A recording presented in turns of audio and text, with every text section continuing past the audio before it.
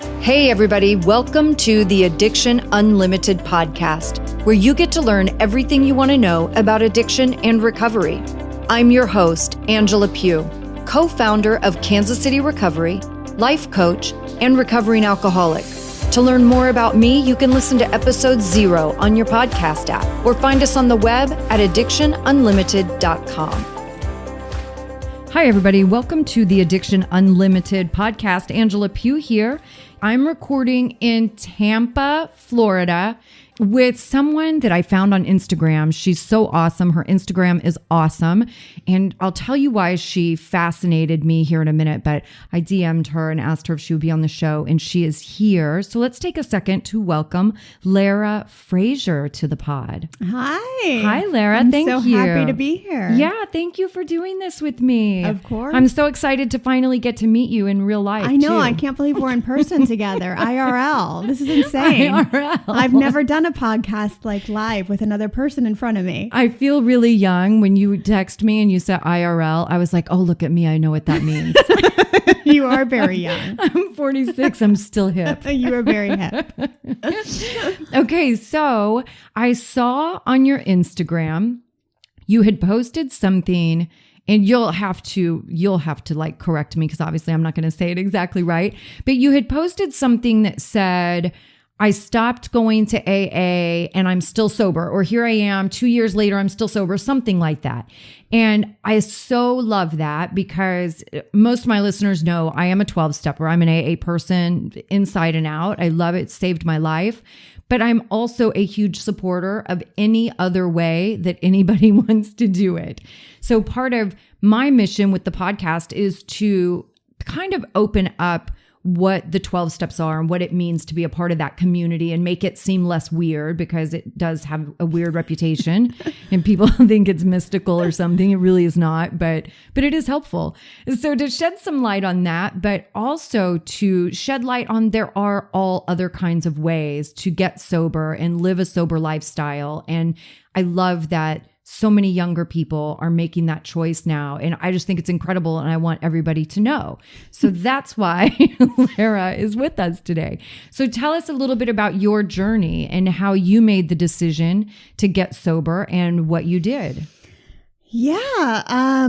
So I got addicted to prescription pills. I was in a car accident and I got prescribed opiates. I had tried to get off of those opiates, and a psychiatrist had actually prescribed me an antidepressant, Xanax and Ambien, because I was like, I had quit, but I was like feeling withdrawn. I was depressed, and I didn't know, I had never experienced that before. And so I was like, I'm very depressed. I think I was addicted to these pills. Help me. So he prescribed me that. And then a couple years later, he prescribed me Adderall. So, and that was when I called him because I had lost a job opportunity and told him I was suicidal. And he's pretty much like, I have the answer for you. Didn't know what that answer was, but it was Adderall. And this began later in my life, like around probably 23 was when I first started like really getting addicted to pills. Before that, I was someone who was like very ambitious, very dedicated. I had a huge focus on like education and good grades, and being like that type of person who was obsessed with being successful in their career. And so I got addicted to Adderall, and it brought me into drug-induced psychosis. I lived on the streets. I was in and out of rehab, psych wards. Just really, I mean, it took me down fast. So that's kind of the good thing, is that it took me down fast. Right. The better thing is that I had parents who showed up for me, who loved me unconditionally, and who would find me when I was lost in California and they had no idea where I was. My parents would fly from Texas to LA to like walk the streets with a picture of me asking, like, have you seen this girl? I feel like now I need to have your parents on. You should have my parents on. I love those stories. It's a beautiful story. So they set limits and boundaries. However, they always answered my call, and I always knew I was loved. And that was what was really important for me, because there are times like when I almost tried half committed suicide. And then I was like, my parents love me. Like, I have people in the world who love me. And so with their help, I finally went to my last treatment center. I have an experience, obviously, with substance use disorder and then also love addiction. Because my previous times in rehab, I had been kicked out a few times for getting into relationships with guys. And so... Oh, how people love to do that when yes, they go to my treatment. rehab romance. I met many of my future husbands there. And so I went to get treatment for love addiction. My parents were like, listen, like she has 2 issues, you know? Right. And this place said, well, we'll never kick her out. Like we take the toughest cases. Don't worry. And within 3 weeks of being there, I was being threatened to be kicked out because I was having relations with a male there.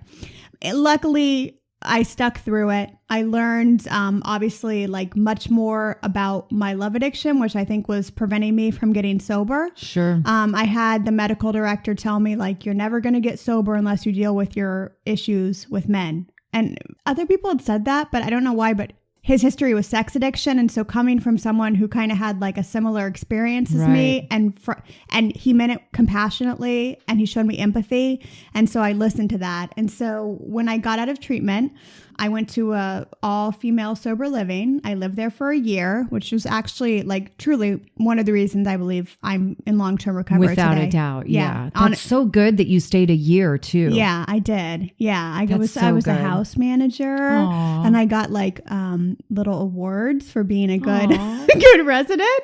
But it's funny That's because so good. Maybe I need to start giving awards at my sober livings. That's a good idea. Well, and it's ironic because in all the treatment centers, I was always the one getting in trouble.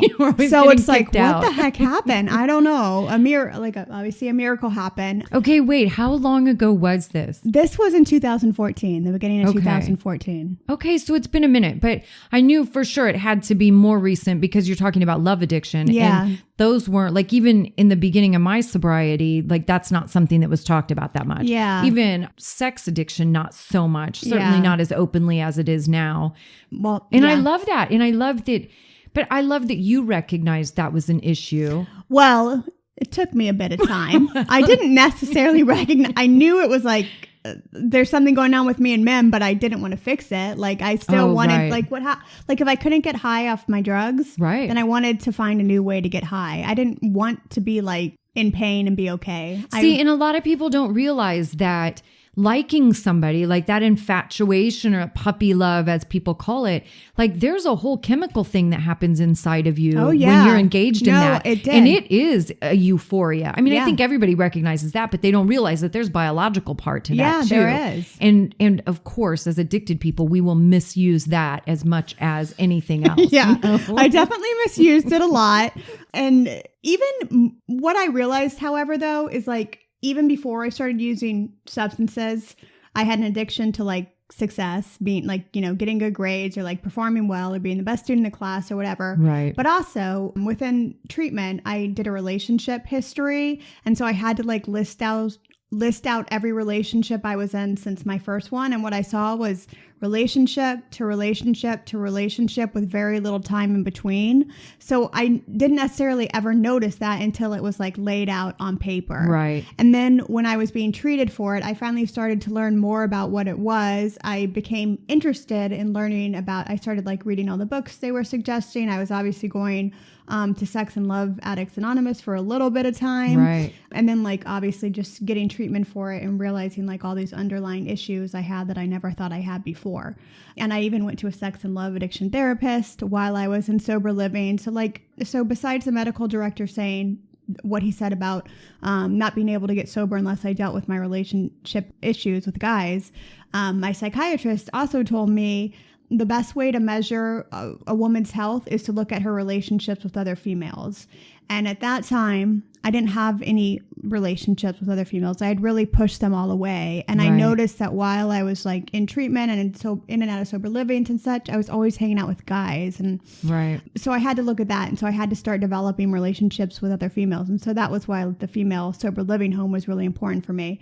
And so I went to something called Drug Addicts Anonymous, which is, we read from the big book, but we just replaced the word alcohol for drugs. So it was more like AA as opposed to NA. Right. And even within that fellowship, I hung out with women. I even, I'd get a little bit distracted, but then I'd get back on track. And I didn't have the ability to be friends with a male at that point. It just wasn't possible for me. I had tried it before.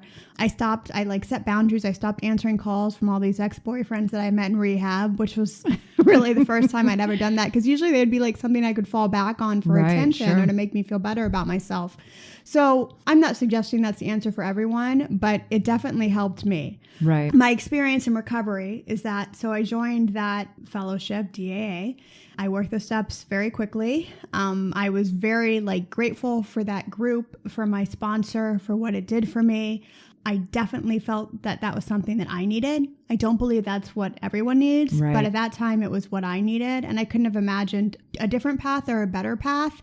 Also, I didn't know there was another way. I didn't know there were other pathways to recovery. I thought recovery was conditional. I had to work the 12 steps and I had to have a spiritual experience or else I would never get sober. Right. That was honestly my belief. Right. And so when I would see people saying something like how they're in recovery, but they didn't do AA, I'm like, well, they're probably not really in recovery. I didn't really believe that was possible. Or you think, I feel like I hear this a lot and have caught myself doing the same thing. Years ago, I would be like, they're probably not really going to stay sober. Yeah. Because I do believe in the process behind the 12 steps, right? It is just about healing. It's psychology 101. You can take it even farther back than that to the beginning of time and ancient philosophers. There really is nothing weird about the 12 steps. So I believe in that process. And I think I had to do those things and it made me stronger for sure. Yeah. But I don't think that you have to do it in the confines of AA and the 12 steps. I think you can have that same experience in other ways. I do too. And one thing though that I did learn, which I had not thought was possible before, is that there are thousands of women I know who have reached out or written letters or something who have gotten sober without God or without saying that they had a spiritual experience. And that was something very important for me to learn and understand, because I kept saying well, you don't have to be in, a 12-step fellowship, but you do have to have some kind of higher power. And the truth of the matter is that there are women who have been sober for 10, 20 years, and they don't necessarily believe in a higher power or anything like that, but they're rocking their recovery and they have joy for lives. So that was my own ignorance and something that today I still speak openly about, because for me, although I have a deep relationship with a higher power who I call God, it doesn't mean that everyone has to do that. Right. So, well, and that keeps people away from 12-step fellowships too, because they think God is such an important part of it. And that was a part of my train of thought also in the beginning. When I got to the place that I knew I had to get sober, right? All I knew is when people don't want to drink anymore, they go to AA. It's of course, that's where I'm going to go, right? That's where everybody goes. Yeah. So, and I had the same train of thought where I was well, I'm not religious, right? I'm not religious in the way that I go to a church or follow a specific text, or I don't do any of that, and didn't have a lot of interest in doing that. And again, totally ignorant at that time. I was so ignorant to almost everything, really. And I've learned a very different way now. And I am a super spiritual person now, but it's way more along the lines of, the universe and karma and things of that nature. But thinking about the God piece and thinking that it had to be a set religion really kept me out of the rooms for a while. Yeah. So I like talking about that piece too, because it is a higher power of your understanding, or you don't have to have that part at all if you really don't want to. But if you need help, you got to go get help. Yeah. You know what I mean? Don't let those things hold you back. That's my thing. Don't let that stuff hold you back. Yeah. Yeah. And also, even if you don't do AA and you don't have a higher power, you can still be in recovery and living an awesome life. It's not the only way. Yeah. And the reason I have to continually promote multiple pathways and talk about my own experience, and this is why I really do it, is because leaving AA, so I came to a point in my recovery where I felt like I wasn't growing. Nothing was changing. I kept being told to pray and I would pray and still the same. And I started finding other women who were recovering outside of AA, also finding women who were recovering in AA, but supporting people who didn't recover with AA. And that was something I hadn't seen. And I started realizing there are like all these other paths to sobriety and recovery. And I had been so ignorant and judgmental to that I like, for example, I talk a lot about Holly Whitaker of Hip Sobriety because I went through her school and she was one of the people who held my hand through me leaving AA. And without her, I nearly relapsed over leaving AA because I was so traumatized, devastated. Honestly, like the people I looked up to the most just kept telling me that I can't, like, no, you're wrong. You can't leave. You're gonna drink or use again if you leave. And even though my heart and my soul were telling me like, it's okay to step out of this and do something different that feels right for me, the community that I had built within that fellowship didn't necessarily believe that or trust that. Right. And I can't not mad at AA as a whole for that. Yeah, it is the people, but many people go through that experience. Well, and I remember being fearful. Like, I remember at like 2 years sober, like where I almost got mad at the program because I had this fear built up that like if I skipped even a single day, like I was going to be struck down and relapse that night, because you do hear that so often when people stop going to meetings. When you stop going to meetings, it's not too long until people start drinking again. Yeah. And not even saying that I don't believe that, right? Because sometimes that happens for sure. Yeah. And I was almost resentful because I had that fear, and I didn't miss a meeting. Like I didn't miss a meeting, I think for probably 5 years. I did not miss. Every single day? Every single day. Yeah. Wow. Yeah. That's impressive. Listen, I really did not want to drink again. Well, good for you. And if that's how you have to do it, then that's how you do it. I really did not want to drink. Whatever people do to save their life is beautiful and incredible and amazing. And however they do that, I don't want to judge them on that. Right. That's exactly how I feel. That's exactly how I feel. Like I said, I don't care what anybody does. Just do something. Yeah. I just want people to do something rather than do nothing. Yeah. And I don't think that it's so necessary to get hung up on the words. I feel like a lot of times it's semantics. Like people get hung up on, I had a kid not very long ago to say to me, I don't want to pray. I'm not praying. They can't make me pray. I was like, nobody even cares. First of all, you know what I mean? Like, do whatever you want. Yeah. But then after the meeting, we stand, hold hands and say a prayer. Lord. And I looked at him and I go, you just prayed, by the way. Like he just wanted to be hung up on fighting that one word. Yeah. And I'm like, dude, you're just making it a bigger deal than it is. Yeah. You know what I mean? No, I know. Also, though, I will say on the flip side is that for me, what I realized and started to see is that like, and there's many, I'm sure you being an active member of AA can speak differently about this, but like for me, I didn't want to look at my like powerlessness. I wanted to feel empowered. I didn't want to talk about my faults or my defects. Right. I wanted to talk like I wanted to look into the future and my growth. I no longer wanted to label myself as an addict or alcoholic. Right. And I don't do that today. And that's okay. You can do that in AA. You can believe all these things and still be an AA. Right. I totally get that. Right. You definitely can. You can just be like, hey, my name's Lara and I don't drink. Like you don't have to label yourself. However, like for me, it was just all these things that were coming up that was just like, this isn't the right place for me anymore. And I'm allowed to step out and grow. The sad thing, and the reason I bring this up, I'm just talking about why I wrote the article. Right. But the sad thing was like, I lost that community of women who I really, really looked up to. And that was sad for me because it's like, I get it from both sides. So for me, it was like, here are these women who have held my hand, who have answered my call, who have truly been inspiring to me. Even if I'm not in AA, they're still inspiring to me. Right. However, it was like little bit by little bit, like I just felt, not even like a little bit, I just felt like dropped. Like if my sponsor said she couldn't sponsor me anymore because I was unwilling to do all the commitments that I had been doing. And so I accepted that. And then I slowly started stepping away from that specific home group I was in.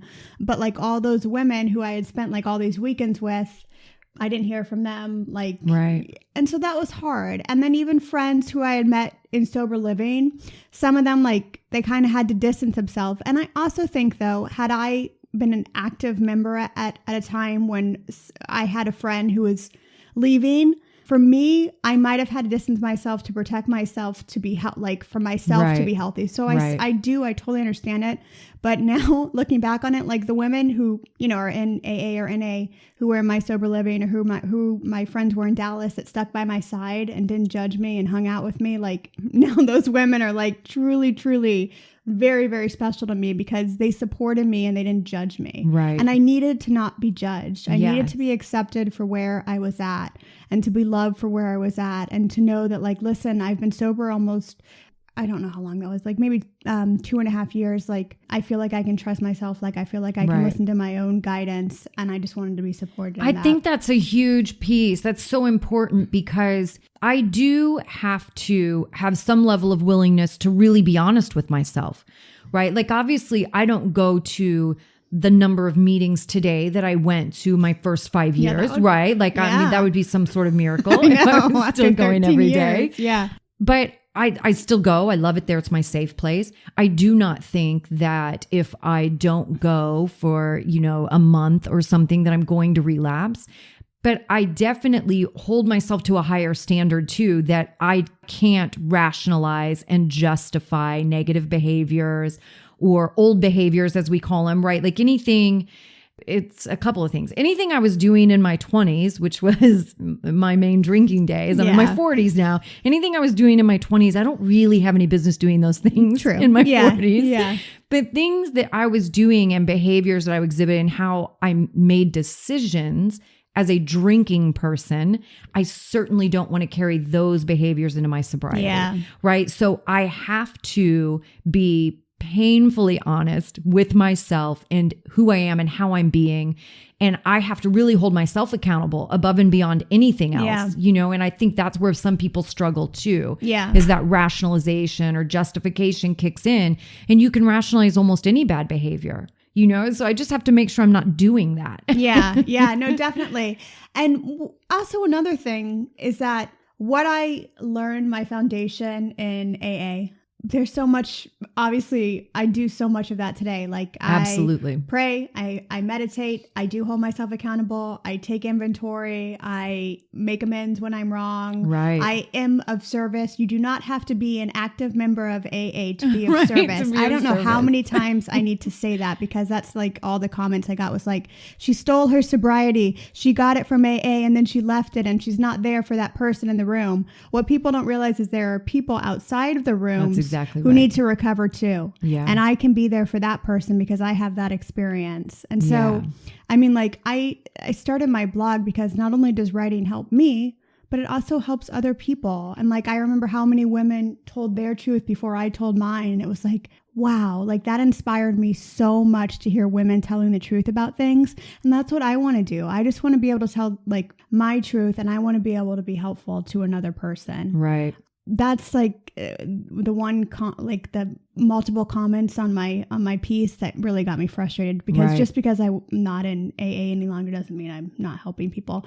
However, I also believe like if someone leaves AA and they don't want to be of service to people in recovery, that they don't have to be. Like they don't owe anything to anyone. For me, it's just part of who I want to be as a person. Yes. It's like a purpose and a calling, and I want to do that. And so like that's why I always talk about my personal code of conduct. Like I do have a personal code of conduct in the human being that I want to be, and the impression I want to leave in the world, and that's how I behave, and that's how I create my life, and it's so comfortable, and it is so many of those things that you mentioned that I learned in those rooms, in 12 steps. Like that's where I learned that stuff, but you're so right too. Like that doesn't mean you can only learn those things in those rooms. You can learn those things anywhere, I mean, it's kind of, life coaching was the first thing I did as a helping profession. And I shouldn't say that really, because I didn't do it as a profession. It was the first training I took because I was always fascinated with life coaching and thought I would be really good at it. Yeah, you would be really good at it. I went, well, I mean, now it's been my job for 100 years. Well, then you are really good at it, I mean. But I didn't intend, when I did the training, like I didn't intend to do it as work. Like I really wanted, I was a couple of years sober, and I just wanted some skills, like I wanted some tools in my toolbox, as we say. And life coaching, to be honest with you, out of all of the education I've had, I did an addiction counseling program. I did social work school. I studied neuropsychology.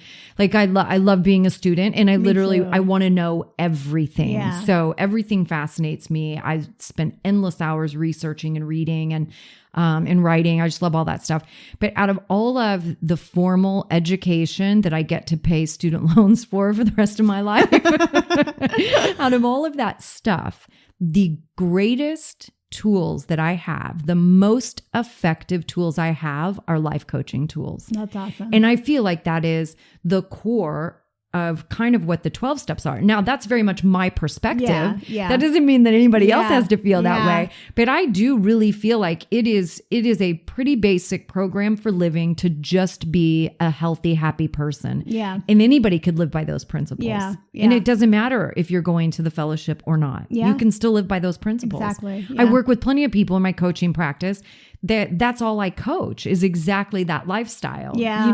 Yeah. And my people are living healthy and happy, and they're getting better, and they're creating better lives and doing all that stuff. And they don't have anything to do with the rooms. I know. So, I mean, it's just growing as a human being. Yeah. And finding your own truth. Question for you, because I was thinking about this. So, as you know, I have a boyfriend, and he does like recovery coaching, or he was, and I don't like sell anything related to my stuff, but he did, like he would sell t-shirts or whatever. Do you ever get people, because I want to talk about this because I think it's an important message, is like people asking you like, oh, you're making money off your sobriety, as if the work you're doing, you're not allowed to make money from like work in that way. Yeah. I think I even had that struggle internally a little bit at the beginning. Yeah. But I'll be honest with you, it really was based on my own self-esteem. So I finally hit a point that I realized how much I have sacrificed and how much I have invested in my education and my level of experience. Yeah. And I was like, it's not about getting paid. It's about you want to help as many people as you can possibly help. And I deserve to be able to feed myself and my dog, just like everybody else deserves to be paid for their work. Yeah. There are with coaching, there are some pretty specific lines. Like I don't work steps. Like that's the difference between a recovery coach and a sponsor. Yeah. Right. I don't work steps with people. Yeah. But recovery coaching really is no different than life coaching. Yeah. It just has more of a focus on recovery. Yeah. But it is exactly the same thing. Okay. And I don't think anybody is that angry with Tony Robbins for getting paid to well, be a life coach. I just want another woman to speak about it, because like it's just so frustrating for me to see, like I have friends too who do various things, and they keep getting called out as if they're not allowed to be like, they're not worthy of making money. Right. It makes them feel that way. And like, even for me, like I thought of doing different things, but then my self-esteem is like, what are other people going to think about me? So it's important to hear like that message. It's really important to me to make sure that my focus is always the message. Yeah. And it's not the money. And I think that's what people a lot of times don't understand too, is when you are really passionate about something and you're really good at it, the money is going to come. Yeah, that's right. a good I don't point. have to solicit anything, right? I don't have to solicit my services. Yeah. I'm not out, like you look at my Instagram or my Facebook, I'm not selling services. Yeah. You know what I mean? Yeah. But when people are attracted to you. But people are attracted to you. That's right. And so I get offers to do speaking engagements and things like that. And I'm in talks right now to do some online courses, which I'm really excited about. Yeah. So it's like, it's just a natural progression of what happens. Yeah. But I guess I feel more, my self-esteem is better, but I also feel more deserving almost in a way, because the other part people don't realize is that I'm the one working 80 hours a week. I know. You know what I mean? I know. Like I'm not just sitting back, with my feet up on the ottoman in my office, like eating bonbons, napping with my dog and asking people to pay me. Yeah. I work really, really hard to carry the message that is important to me and to help absolutely as many people as I possibly can. And that's what it's really about. Yeah. Like if my focus shifted to the money and my focus became making money, I wouldn't feel good about myself I get either, it. Yeah, you know? Yeah. So my focus always has to be the message, and the money will follow. Yeah. That's awesome. Thanks. Sorry, I just had like a side question when I heard that, because you're like a very strong, powerful, confident woman. So it's like, I like hearing that from people like you. Yeah, that's probably also why people wouldn't give me too much of a hard time. Yeah, I know. You know, because I don't get super connected when people want to be negative. Like I don't get super connected to that because it's just not, it's weird. First of all, I'm a very positive energy person in general. Yeah. So I don't like focusing on negatives. Yeah. Like I would never feel good if I thought I was doing something to hurt somebody or spreading a negative message. I don't know. I would never feel good about that stuff. But you also can't control what other people think and feel. Yeah. And it's so much more about their perspective and where they are in their life and their lack of happiness and their lack of self-esteem. Right? Because when you're strong and you feel good and you're confident, I have zero desire to say anything bad about anybody. Yeah. I certainly wouldn't carve a special little piece of my time out of my day to write negative comments or something. You know what I mean? Yeah, it's just not my thing. I know. So I try not to get connected to that stuff. That's awesome advice. Yeah. Yeah, that is. Because it's more about them. No, I say the same thing like with gossiping. You know what I mean? When you're gossiping and talking about other people, it just shows really how insecure you are. That's very true too. Yes. That's not fun. That's not a good look. No, it's not. No, it's and not. that is not who I want to be in the world. No, you know? I know. I just don't like talking about people. Yeah.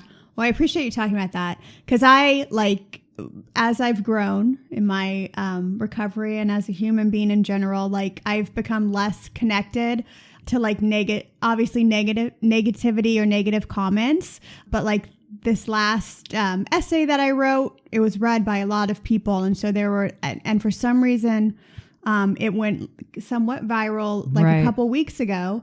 And I started reading the comments and I was like, dear Lord, I never should have read the comments. But then I also am strong enough to know what people were saying was about them and their perspective. And it wasn't about me, even though it still hurts me. Not quite where you're at.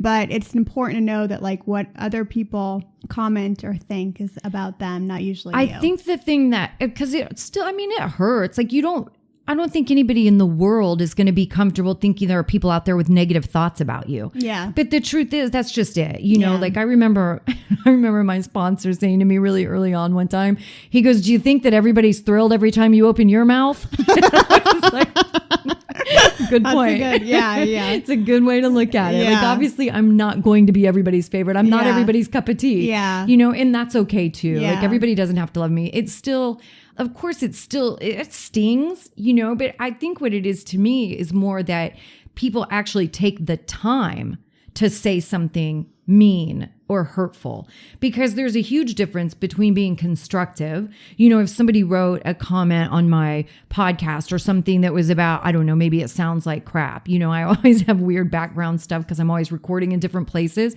So if somebody wrote something like that was really constructive, that wouldn't bother me. Yeah. But when people are just mean and hateful, it's like, gosh, dude, you really have that much time in your day that you could carve out this special little piece to say something mean. Like, it's just kind of ridiculous. Yeah. It is ridiculous. Yeah. I don't know. I think to the other part of it that I try to remember is another thing my sponsor said to me. He said, you have to remember when you're in the lead, you're also in the line of fire. Yeah. And I was like, okay. That's good. That's a good point too. That's a good point. See, sponsors can be very wise. I know they are. They are. Yeah, it's just a good way to look at it because when people are talking about you, obviously your message is getting out. Yeah. Yeah, that's even true. if they're being negative. Yeah. So. Well, and what I have to focus on too is that my message is reaching the people it needs to reach, because if it's getting read by so many people and there are people who are messaging and commenting and emailing about how much it meant to them and like all the positive stuff about it. Like I've spent that one day was a crap show. I don't know if you can cuss on this podcast. You can say whatever you want. Okay, shit show. Because I read all these negative comments and I was like feeling like really upset. And then I finally realized like I need to focus on who this message was meant to reach, not who it's not meant to reach. And have some focus too on how much that strengthens you. Yeah. Because that is one thing for sure. As you become more public and you get more in the public eye, people are going to take shots at you. Yeah. That's just the truth. Yeah. And it's not that it's not that you ever get to a point, I think that it doesn't hurt somewhat, but that is a fact of it. So I always think, okay, you know what? I got to take that one. I got to take that one and I got to work my way through it and make sure I'm okay. Yeah. You know, but it does. I mean, it just strengthens your game. Yeah. Awesome. Yeah. Look at you life coaching me. Right. I am a coach.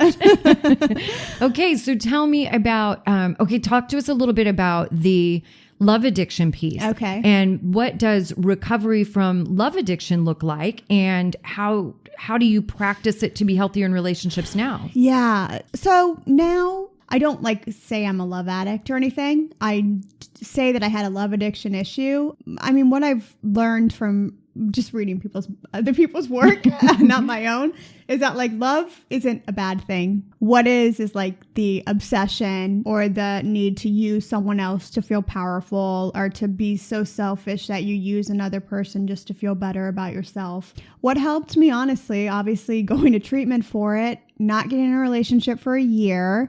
I mean, that was very, very tough for someone who had been in relationship after relationship, and also someone who was going through an extreme amount of loneliness. So I learned how to be lonely and painfully lonely because for a long, I really hadn't been alone. Even when I was using and isolating, I had a man around. Sure. At least when you wanted him. Yeah, exactly. And so I had to learn to be painfully okay with being alone. And that really prepared me to grow into a better person because I got to know myself again.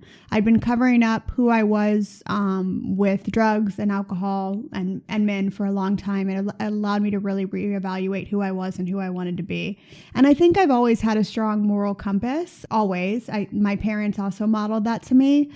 So I went to, like I said, a therapist for it. Honestly, the best thing I did was read and read and read and learn as much as I could. Right. So what would happen is 4 months into my sobriety, I'd get a crush on someone and then I'd want their attention. And I would finally be self-aware enough to notice that it was a problem. And I would talk with my sponsor about it.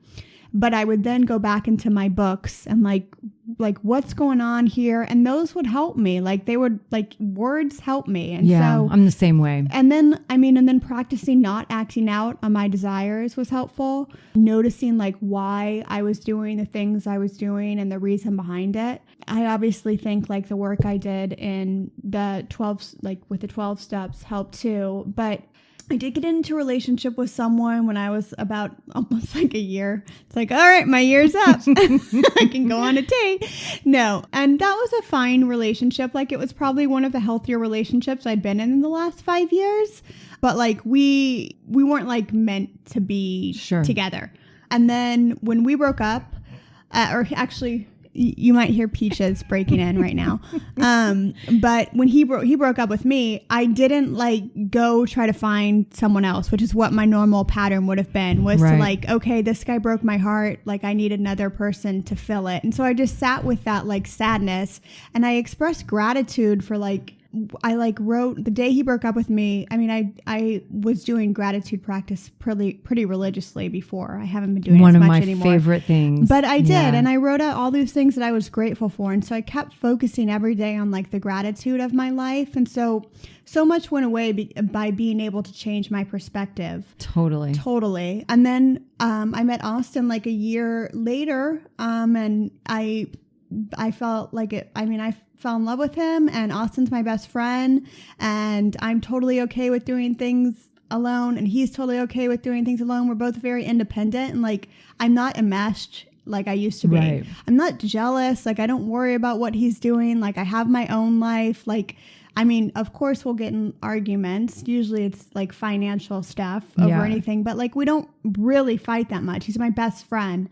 And I don't for example, if I would have been in a relationship previously during these phases of love addiction, I would have checked out other guys, tried to make eye contact, tried to get their attention just to know that I was still wanted. And I don't need that validation anymore. I mean, and you have to find that inside yourself too. Yeah. Like that's so important. I have a whole piece called It's an Inside Job. Yeah. And it's about all those things that really is that work that you have to do inside yourself, because it all comes down to your self-esteem and your confidence and how comfortable you are in yourself, that you're not seeking outside things to change how you feel on the inside. Yeah. Because it can be anything. You know, I talk a lot about all the different sort of addictions, so to speak, that we can have as addicted people, right? So just because I don't drink anymore doesn't mean that my desire to be compulsive is gone. So I've talked really openly about food issues, right? I can be very compulsive and unhealthy with food and sugar for sure.